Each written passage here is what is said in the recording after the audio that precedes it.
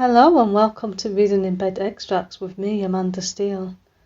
I'm one half of the main Reading in Bed podcast team, and on the main podcast we review books each month, and on the Extracts podcast, which is this one, I'll read an extract of a different book each episode.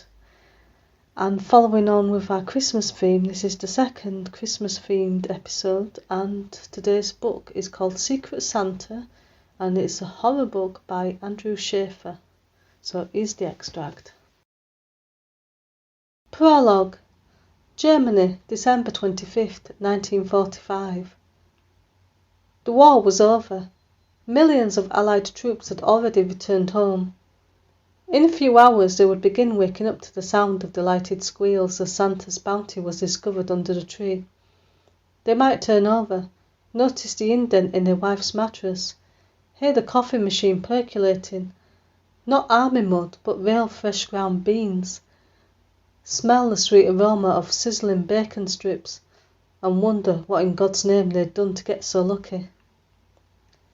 Xavier Blackwood, MP with the Army's 3rd Infantry Division, wasn't lucky.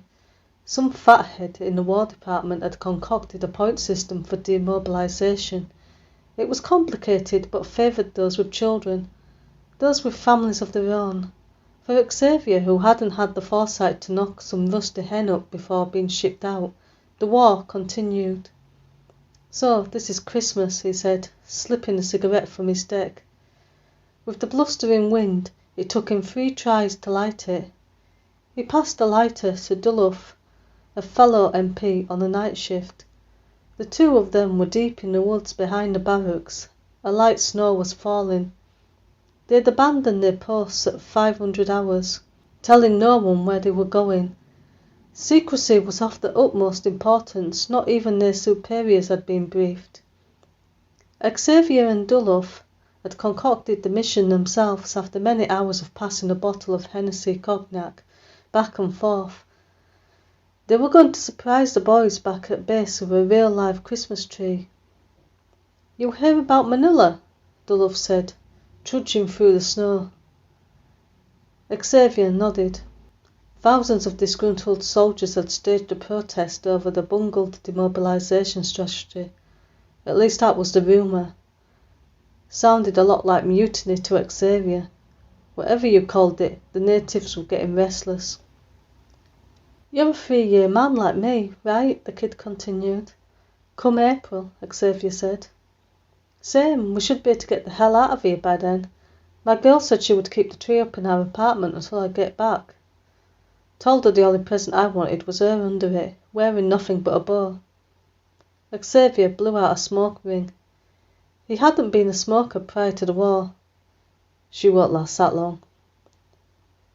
"The tree, sure she will. It's one of those, artificial trees." "I was talking about your girl," Xavier said.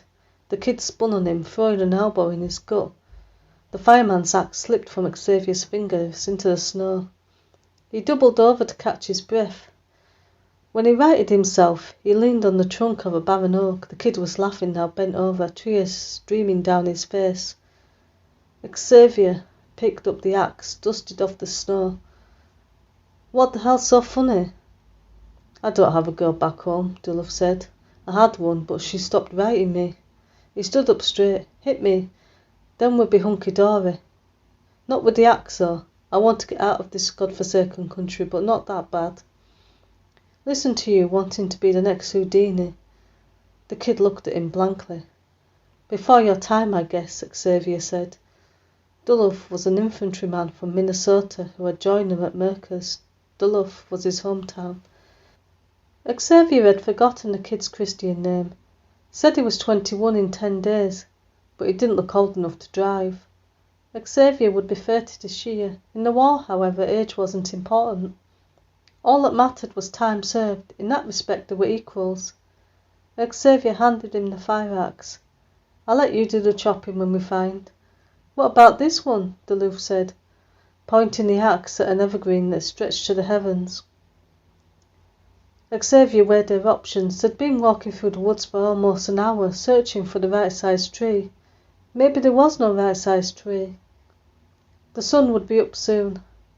The morning crew would be coming round to relieve them and notice them missing. Xavier didn't want to wind up on spud duty again. "Show me what you got, kid." Duluth lined up his shot at the base and swung.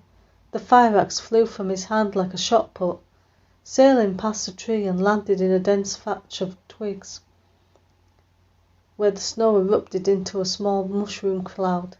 Duluth dropped to his knees and began pounding the tree with closed fists. So that's the end of the extract, and you can buy the book on Amazon, and I'll also be including links in the write-up and also where you can find out more about the author. And as it's almost Christmas, as a special gift, I'm going to include the link to my young adult book First Charge, which is free until the end of December on all ebook platforms. And I'll be back with another extract show in 2 weeks because I'm having a week off over Christmas. So tune in then, and I'll have more extracts of fantastic books to read to you. Bye for now.